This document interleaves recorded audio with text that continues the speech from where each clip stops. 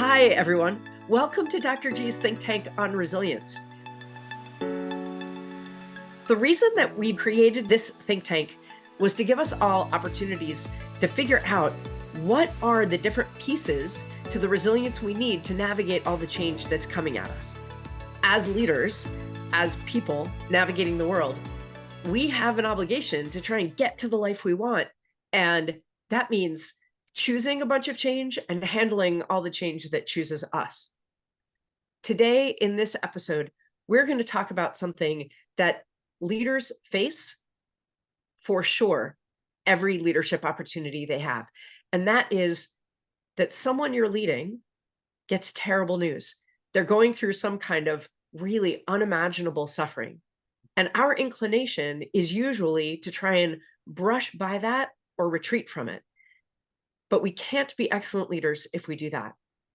And so today, I would like to introduce my two incredible guests. Rochelle Dierenfeld was called to the Ontario Bar in 1990 and has served in Ontario Public Service for over 30 years. Most recently Crown Counsel and then Deputy Director for Toronto Crown Attorneys in the Criminal Law Division of the Ministry of the Attorney General. Rochelle retired from public service at the end of 2023. During her career, Rochelle focused a large part of her career on youth criminal justice, developing policy, as well as training and lecturing Crowns, the defense bar, the judiciary, and the police. Since 2019, she's sat on the Attorney General's Hate Crime Working Group, providing legal advice to Crown Counsel and police on hate crimes. And in the last 8 months, Rochelle returned from retirement to work with the Hate Crime Working Group. She also serves as the vice chair of the board of directors of Boost Child and Youth Advocacy Center. That's a wraparound agency serving children and youth who've been the victims of abuse, as well as their families. Rochelle, you in your career have seen people facing incredible misfortune, often absolutely not of their own making. What behaviors do you notice in the people themselves when they're navigating that incredible misfortune? So thank you very much, Dr. G, for inviting me. So as a prosecutor for the past over 30 years, I have dealt with, by and large, people who have experienced some sort of trauma, either as a victim of a criminal offense or even as a witness of a criminal offense. And the behaviors can be very different. There's no one behavior, and it can differ dependent upon the nature of the trauma that was experienced. Was it a one-time event that they experienced themselves or witnessed themselves? Was it over a long period of time? Did it start in childhood? When did it particularly start as an adolescent or as an adult? All of these things impact the type of response that one will see. The most common response I will see in many people is flashbacks. So they continue to see the event over and over again. They can't get it out of their head, and that impacts generally their whole lives. They can't focus, they can't concentrate. In children, for example, you can see, and adults, but I see this a lot in children, is sort of a dissociative effect. They tend not to interact with other people. Sometimes it can be the opposite of that. You have children who may act out in ways that are too familiar or inappropriate with other children or with adults. So there's a huge range of behaviors that you can see. Often coping strategy, you'll see coping strategies like excessive drug use or substance abuse, and that impacts their life as well as a way to cope with the trauma that they have either witnessed or experienced. So there's no one thing that you see. It's a gamut, and it really depends on so many factors. Yeah, that makes total sense to me. And I want to dive a little deeper into it. But before we do, I'd like to introduce everyone to our other guest. Rebecca Assia-Shafrir leads fundraising at the Hostages and Missing Families Forum in Israel in a philanthropic capacity. That means she gives 18, 20, sometimes 24 hours a day as a volunteer to that group. And we're going to talk a little bit about it. But that means she works directly with parents, children, sisters, brothers of those captured by Hamas on October 7th to help them in their own advocacy as they do everything possible to get their loved ones back. She's also on the board of directors at the Azrieli Foundation. And in what has apparently become her side hustle since the start of the war, she works in her profession as a trade commissioner for the government of Canada. Rebecca, you've worked with people in a vast number of situations, but most recently, you've dealt with people whose lives were totally upended by suffering and tragedy just in the last 8 months. So I wondered if you could start our conversation together by telling me what behaviors do you notice in those people when they're navigating that? So I consider this question in a bit of a different capacity because these are people whose lives changed dramatically on the 7th of October. And it's a one unit styled event. So everything before the 7th of October is one way and everything after is another. And they are collective. So the behavior that I notice, and I'm certain that there are multiple behaviors and different people that react differently to different things. But the one predominant quality that I see over and over and over again are people, parents and siblings and grandchildren and grandparents who wake up every morning at the crack of dawn. Maybe they don't sleep and they work 24/7. So they never stop in advocating for the release of their loved ones. And they fill every minute over the period of the last 9 months, every minute that they have. They will never say no to interview. They will never say no to speaking to public. They will never say no to traveling on delegations to meet with leaders. They will do everything that they can humanly possible to fit more in a day than they have the day prior or the day before that. So that would be the one leitmotif I would say crosses all families. There is always that person and that active person who is doing absolutely everything that they can.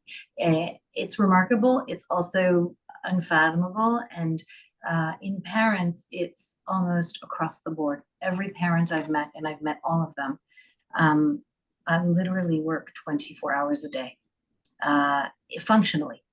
So, and what surprises me day in, day out is that they are always very grateful for the support. They always thank me. They always behave cordially.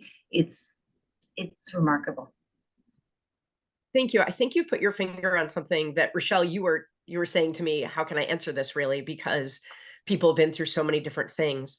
I think for the purposes of our conversation, I'd like to focus on people who do have that demarcation, who've been through something where there's a clear before in their lives as an adult and a clear after.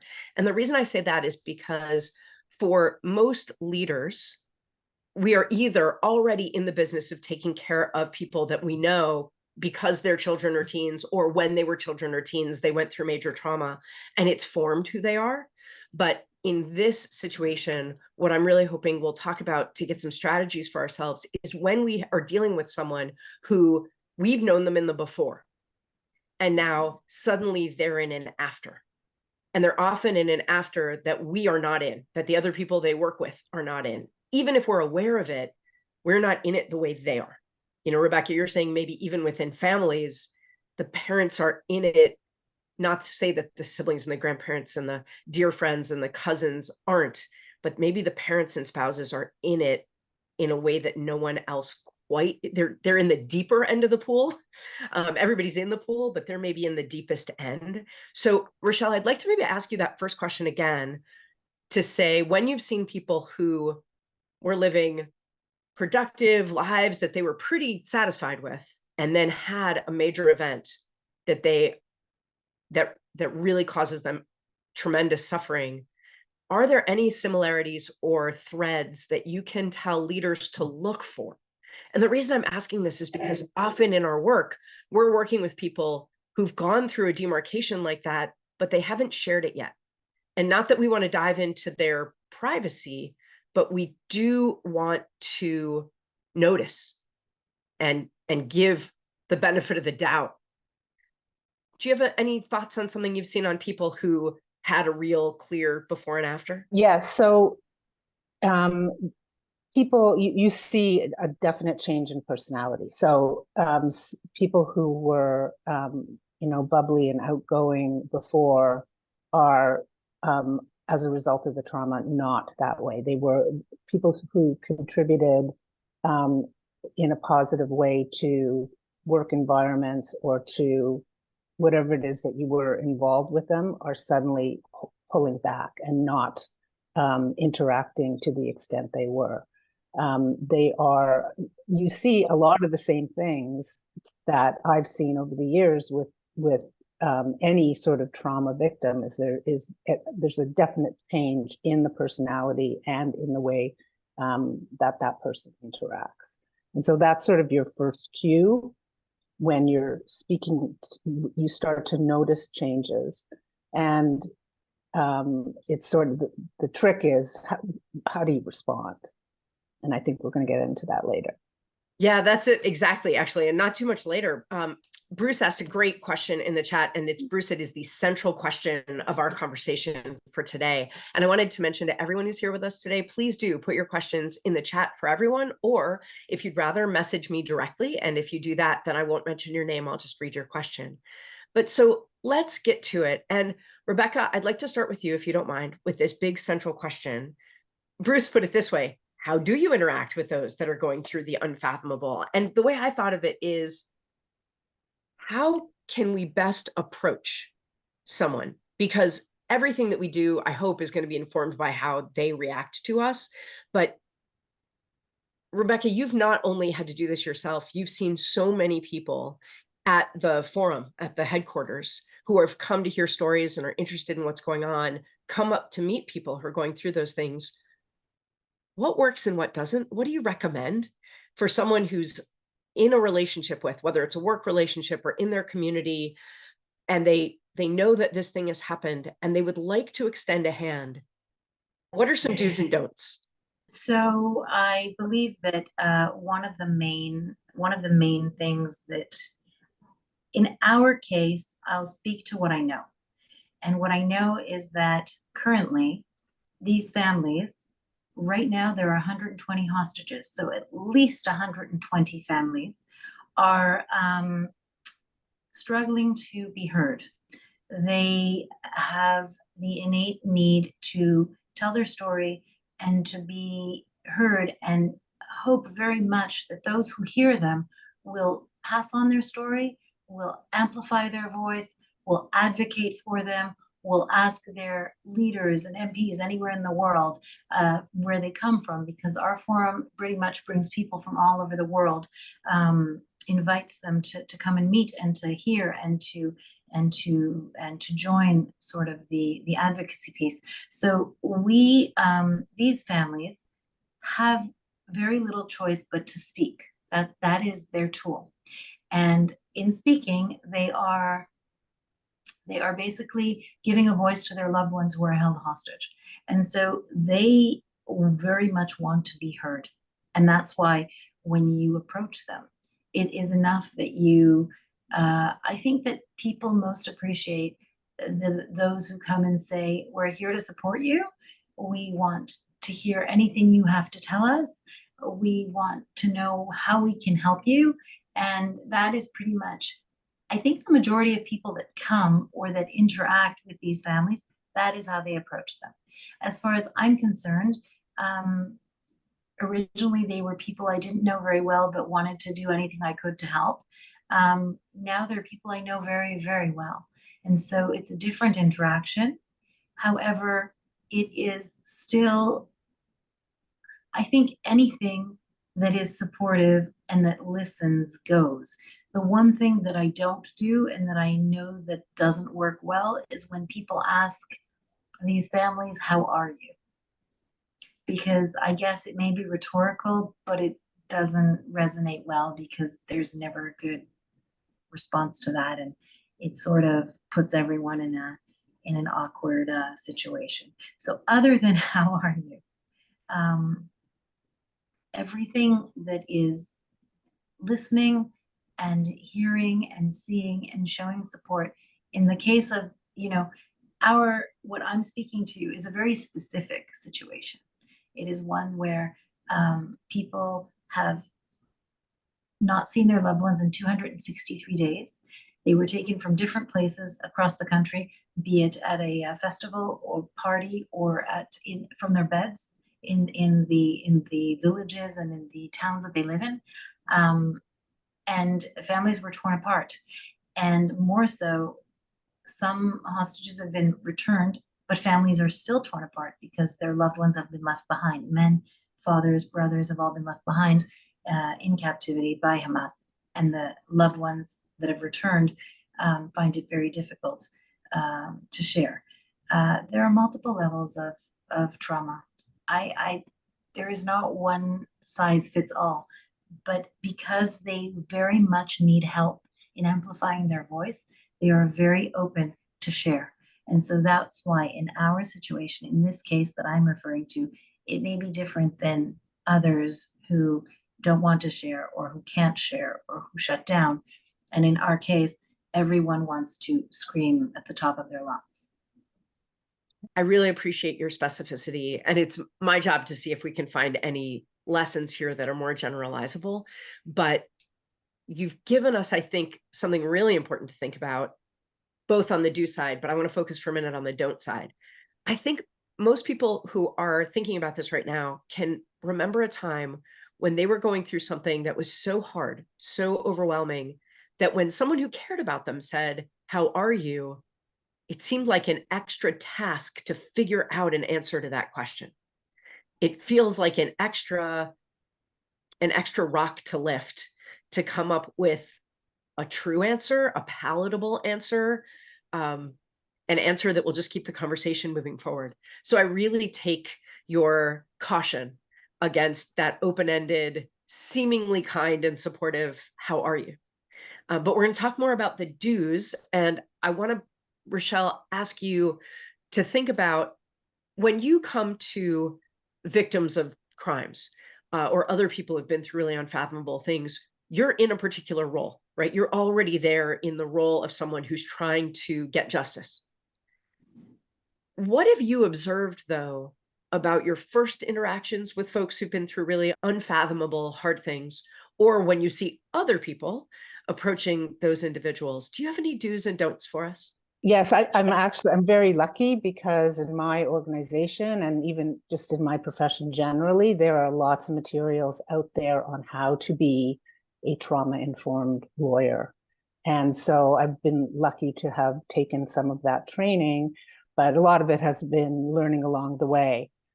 The main things that I think are the most important: empathy, patience, consistency, transparency, and reliability. Those are the main things that you need to practice when you're dealing with someone who's undergone a terrible trauma.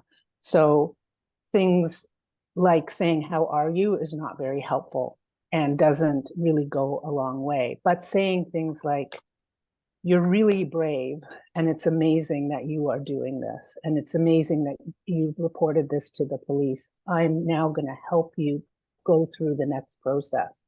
So things like explaining the process, explaining my role, being really clear about what my role is, because I say to them, "I'm not your lawyer. I am the lawyer for the prosecution. So let me clarify what my role actually is and what I can do. And here are the steps. This is what's going to happen in the next number of weeks or months. And this is what you can expect to happen. These other things may happen that are not so great, but I want to tell you about those as well. So really explaining what's going to happen in the next while, taking the time to do that, and going slowly and going at their pace, letting them be heard. There's so many lessons, I could go on, but I mean, those main issues: empathy, patience, consistency, transparency, reliability. Those are the main things that you need to remember when you're dealing with victims of trauma. Okay, so first of all, just for somebody who's never really thought too much about that term, what does being a trauma-informed lawyer or leader mean? It means coming to that relationship with knowledge about what this person has suffered. And so treating them in a way that's sensitive to their trauma and understanding their trauma. It's a little bit of neuroscience, as you said. You do learn just a little bit of that, but it's tools to how to deal with people who have suffered terrible trauma. You don't just deal with them like you would any other person.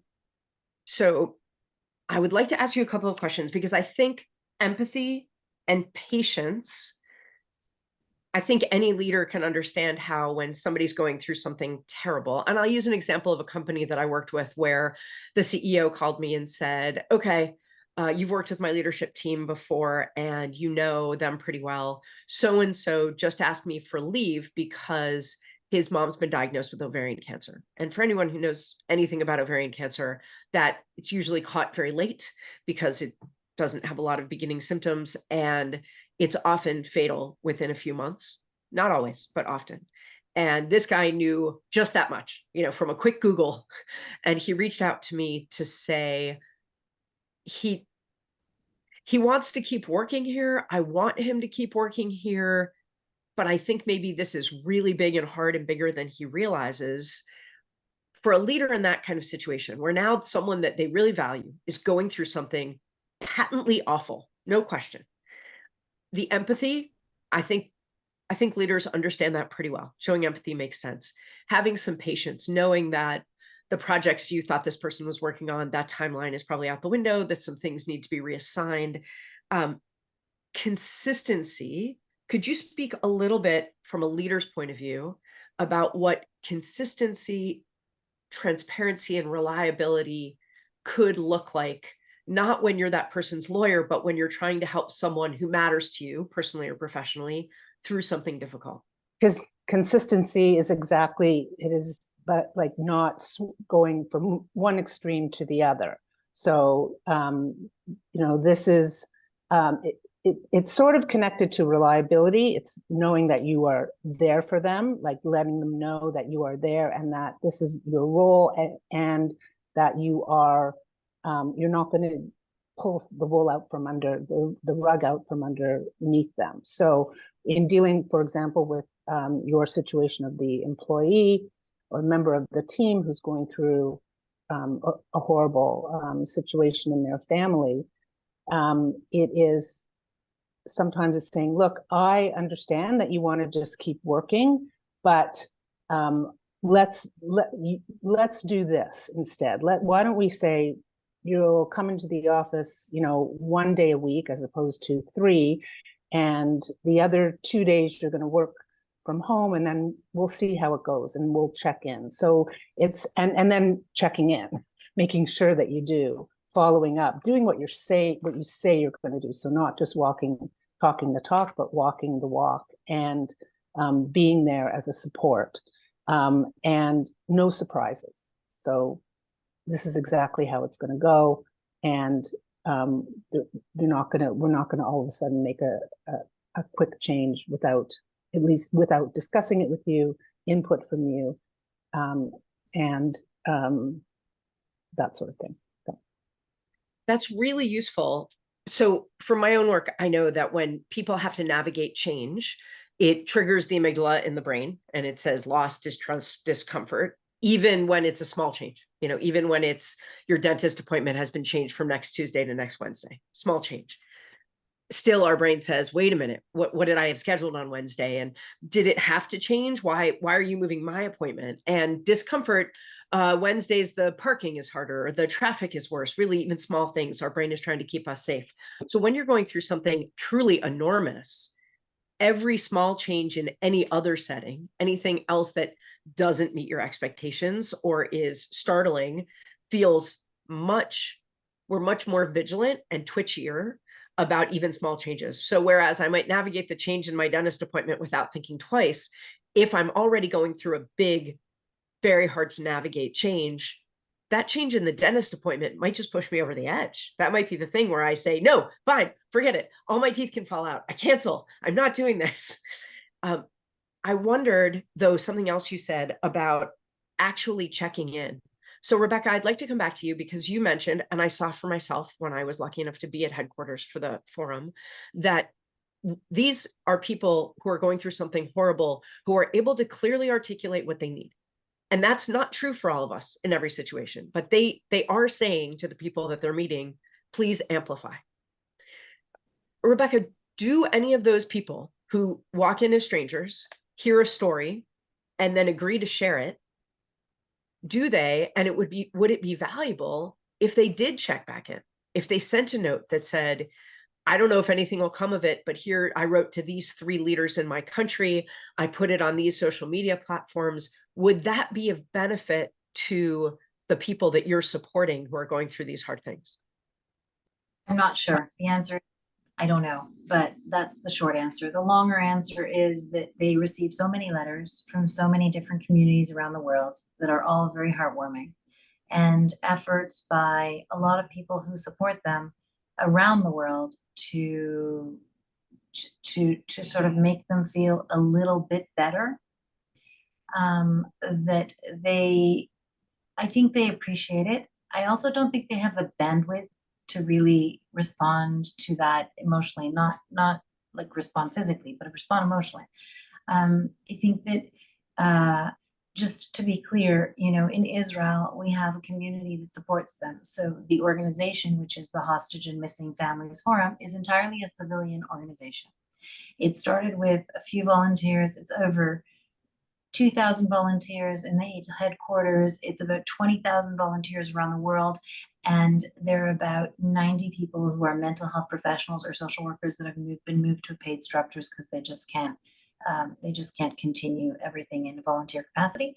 So all of this is a sense of embracing, right? It's a sense of like giving them strength. So they respond to that strength in kind by being strong, but they don't have the bandwidth for all of the information that comes. And so when they ask to amplify their voice, it is because we are told time and time again that the hostages who are released around the world in any given time were released because of stories being told, because of information staying at the top of mind, because of the headlines that continue to tell the story, and so on and so forth. So they understand that if it continues to be a matter of discussion or a topic of discussion, then they have a better chance at seeing their loved ones again. And that is what drives them. So everything else becomes much less relevant to them.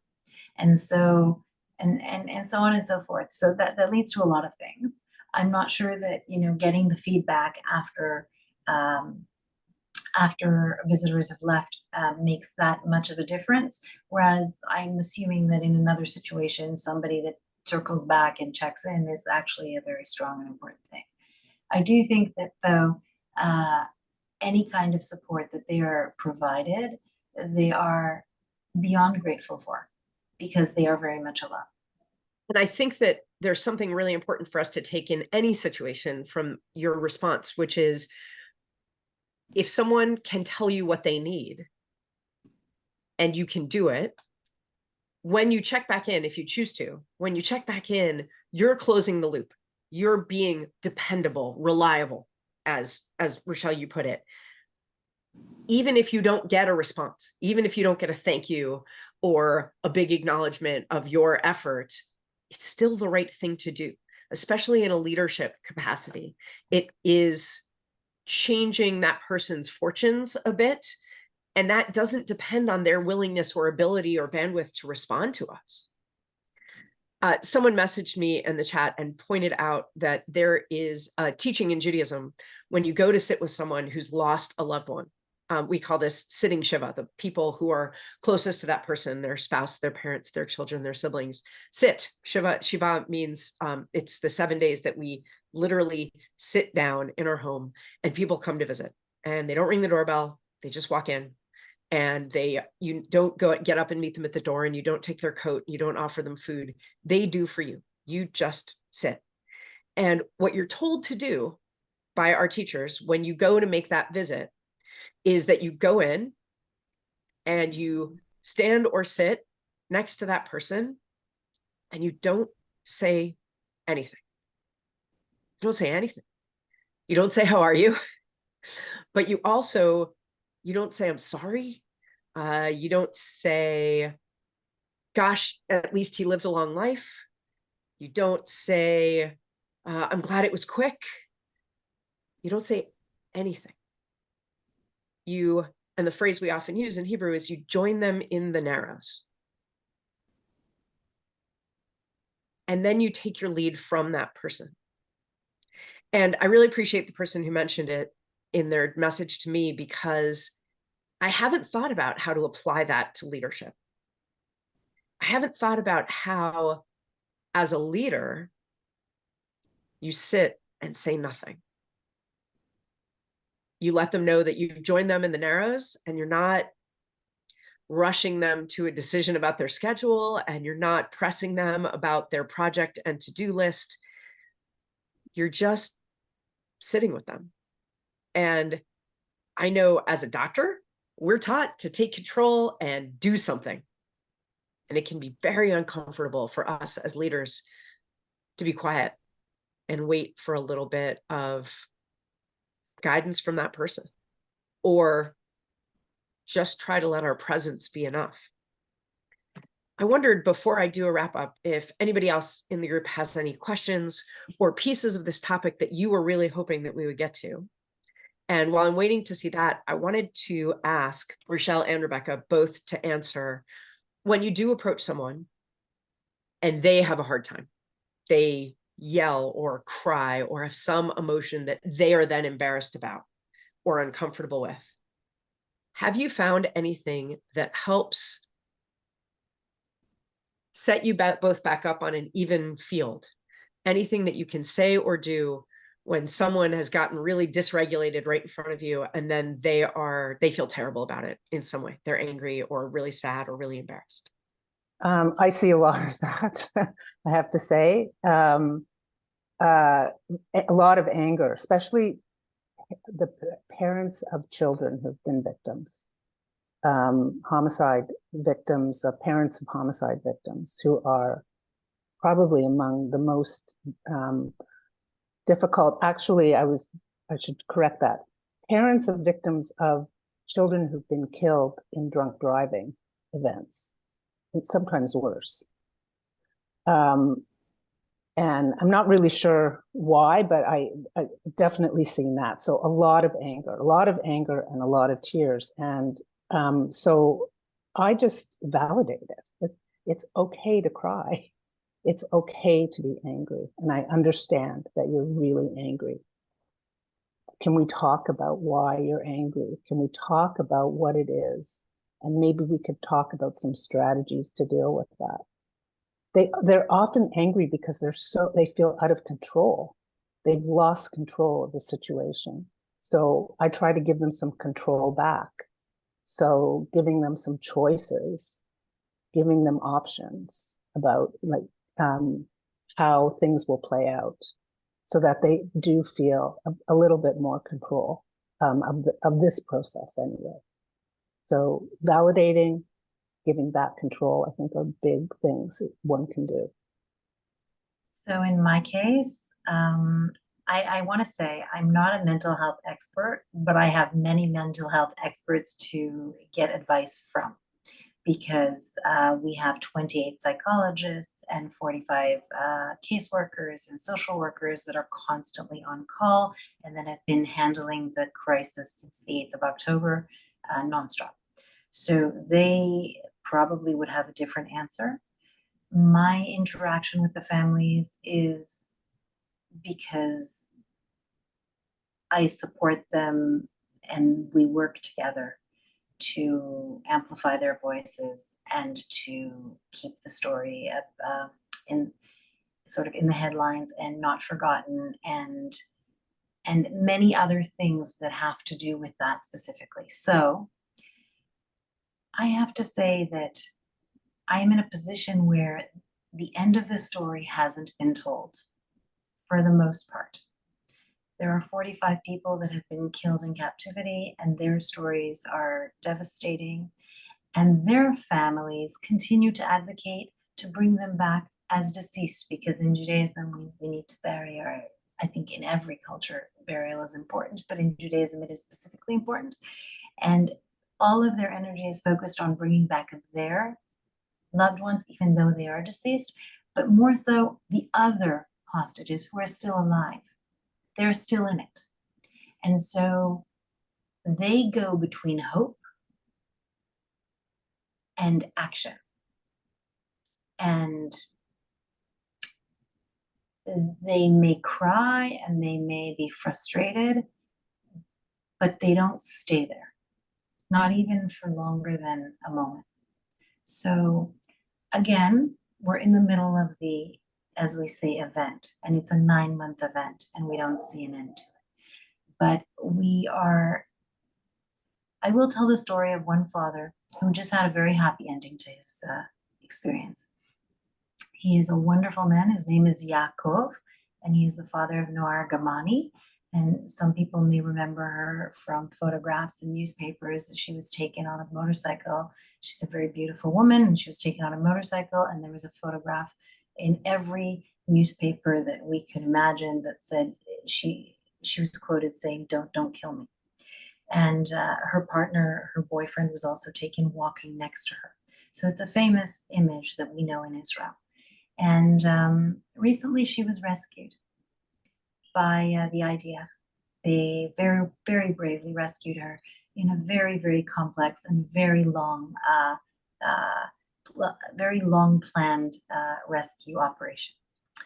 And I spent every other evening seeing her father come for dinner, sitting with him, talking with him, her father, her mother. And I would nod my head and smile and not say, "How are you?" because apparently that doesn't work. So I would just nod and smile. And he would say, "You'll see, everything is going to be okay. This is going to turn out great."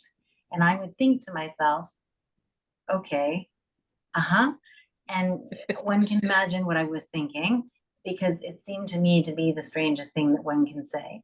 And he would say, "You have to believe in good. We have to hope. Hope is mandatory. This is going to be fine." In Hebrew, there's a way to say that that's common and people say it often. And yet I would think to myself, okay, and never, ever do anything with that. And I would say, "Yes, you're right. Of course, everything will be fine." Thinking to myself, how is that even possible? And then after 45 days, his daughter was rescued by IDF and came back in good health and is here with him. And all I can say is his hope carried not only himself, but his wife, who's very sick. It's a well-known fact that she has brain cancer, and us, the volunteers, and everyone else who is in the room all the time. So I see impossible hope in the impossible circumstances of hopelessness. And I don't know how that is. It must be some kind of neurological situation, because otherwise I have no way of explaining it. But he is a remarkable man, and his daughter is home, and they are, given the circumstances, very, very lucky people. Thank you for that story. And Rebecca, thank you for your perspective on it, because the leadership lesson for me there is, don't impose your truth on someone who's going through something hard. Even if you worry that they're foolishly setting themselves up for crushing disappointment, your truth is not more valid and probably less useful to them than their truth. That you don't have to prepare them for the worst. And sometimes I think in leadership, we feel that's our obligation, to prepare people so that they won't be as crushed. But people have the coping mechanisms or the faith or the knowledge or the hope or the belief that they need. And even when it doesn't work out the way they believed it would, that was still what got them through. And it's not our job, even as leaders, even as their doctor, it's not my job with my patients to prove to them ahead of time that they're wrong in some way. So I'd like to sum up some of the leadership strategies that I heard today. Rebecca, I especially appreciated, you gave us kind of an algorithm. The first is to approach someone with just a statement of intention. And Rochelle, you touched on this too, that to be trauma informed, which just means understanding and treating someone in a way that takes into account that something they're going through is traumatic for them. Trauma being something that changes a fundamental belief that you have or shakes your core sense of safety. So if someone is going through that and you approach them in a way that says, I know that, if you start off by stating your intention, I'm here to support you. I heard what's going on. I'm concerned for you, or I'm here with you, to just be with them in words, the way that we were suggesting that Jewish people are told to do when we go to spend time with someone after someone's died. Just, I'm here with you in the narrow place. And then ask, what could I do to help? And believe them. If that's amplify my voice, if that's just let me work my regular workday, if that is, yeah, I really don't know, believe them. Give them what they say they want. And if they say they don't know, believe them. Give them a little space, but actually check back in, as Rochelle pointed out. Rochelle gave us these 5 strategies to think about. Empathy, which really just means believing that someone feels the way they feel. Having patience, and then the consistency and reliability and transparency of clear expectations. Naming people's roles in a situation, naming the process that you're going to go through, naming your timeline expectations for both the good and the bad, and letting as much as possible the person that you're trying to help take it at their pace. I want to really highlight lastly that no surprises. If you cannot be someone who adds change to that person's life, who adds an unwanted surprise or even just something unexpected, you'll be doing something really helpful towards helping them get through this. Before we finish up, I wanted to acknowledge the tremendous work that you each do in helping people through really hard things, and that it can be very difficult to not have some of that pain and suffering weigh you down as well and make it more difficult for you to do your work. And so I'd like to ask you for one more leadership lesson each. And Rebecca, I was hoping to start with you. What do you do to strengthen your own resilience when you're struggling with all the things you're trying to help people with? So again, I'm in this short run situation, so I will take the back seat to anyone who's done this as a career for many years and succeeded in helping so many victims. So firstly, I will say that I am the novice in this. I fell into it because of something that I started and have to see through. And I don't really have time to do anything for myself at this moment, except put a little bit of distance and try to do everything I can to help in what I can do, which luckily for me is raise funds for them to be able to advocate. And so in doing that, if I succeed there, then I'm giving them a platform and giving them a voice and giving them the capability of buying media, of traveling abroad, of meeting with leaders, none of which we can do without funding. So in my case, I'm lucky because the output or the remuneration, if you will, whatever the feedback that I receive is very clear. If I'm able to give them the tools that they need in order to be able to fight another day, then I've done my part. And so the better I do that, the better off they are. And that's kind of where I find my solace. But I don't, and also I try very hard to not ever make it about me. So, you know, when people ask me how I am, I don't go on and on about how hard things are for me, even though they might be for that specific moment, because they're not relative to the people that are in the room. So it's not about me. So I don't know how long that can go on for, but we'll keep you posted. And in the meantime, it sounds like the strategy you're talking about is you focus on what you can control. And thank you for doing that, because I think it's really important work. Rochelle, you've had decades of trying to figure out how to strengthen your own resilience while continuing to agree to get up every day and go help people who are going through unimaginable things. What's a strategy you use? So I'm very lucky in the last number of years. my profession and my organization has recognized what vicarious trauma is, and it's real. And so we have to take care of ourselves, because we will be no good to the people that we are helping if we do not take care of ourselves.